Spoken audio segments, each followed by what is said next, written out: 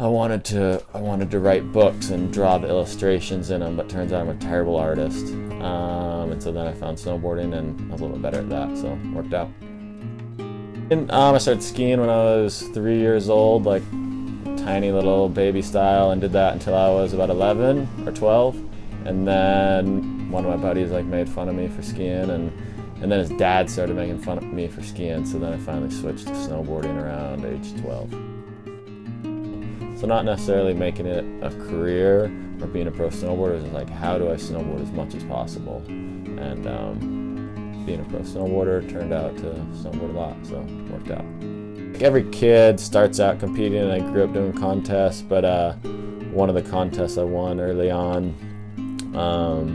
I got sponsored because of that contest, and then after that I quit doing contests and just filmed video parts. I went to the X Games and I did a bunch of those bigger contests, but I didn't start snowboarding to be the best or prove that I was the best, or I just never had that competitive side. I started snowboarding because I could just go do it with my friends, and doing contests kind of was the opposite of why I wanted to snowboard. Pretty much if it snowed, I've been there. If you want maybe just the all-around best, coolest mountains in the world, you go to Alaska, but it's also the most expensive. But Alaska is definitely the best. But still, my favorite ski resort is probably Mount Baker. That's where I grew up. It's like a small mom and pop resort, which is kind of refreshing after going to all the Whistlers and Jackson Holes and these mega corporations. Snowboarding has taken me to a lot of awesome places, and very grateful of it. Went to North Korea for snowboarding. That was an interesting experience for sure. North Korea, I'm not allowed to talk about it. Just kidding.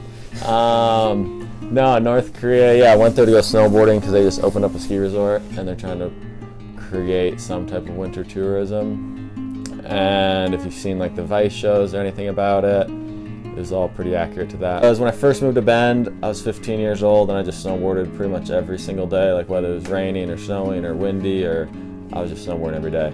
And then since I've become a pro snowboarder, there's a lot less time actually snowboarding. It's more time traveling and doing sponsor obligations and photo shoots and all this stuff. And I just wanted to snowboard every day again. So I built this thing, parked it in the Mount Bachelor parking lot to kind of facilitate and give me a reason to not travel and just stay in one place and ride my home resort and kind of do the things I've been missing for the last almost 10 years. It's a 1953 GMC fire truck. I think that's the only model then. But it kind of just fell into my lap. It's the most I've slept in the same bed in over 10 years, and it's the most I've cooked ever in my life. I've never really cooked. I'm just traveling and I eat out, and so yeah, I learned how to cook on my wood stove, and I slept in that bed, and I had a nice little routine. I live in a world of, we all do in excess, and just having so much random crap and so many snowboards, and all my sponsors send me tons of gear and equipment and shoes, and just have way too much stuff. And so moving into this thing, I had to get rid of all of it, or just pick what my absolute favorites were and have one thing of each. And I just found my life, I was a lot happier the simpler it was, and it was easier. Drink water. So within action sports and snowboarding, there's tons of energy drinks, all the major pros and all the events endorse these energy drinks.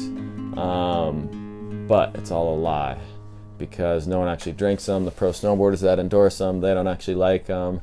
And I saw that as a kid. I was pretty young when Red Bull wanted me to snowboard for them, and I don't drink energy drinks, and I don't like their branding, and I don't like the monster truck energy kind of vibe that they have. And so I didn't feel comfortable endorsing and promoting these brands. And so in turn, me and a buddy started Drink Water, almost as just a joke to make fun of our friends that endorsed energy drinks but didn't actually use them or believe in them. And so yeah, it's an anti-energy drink, pro tap water.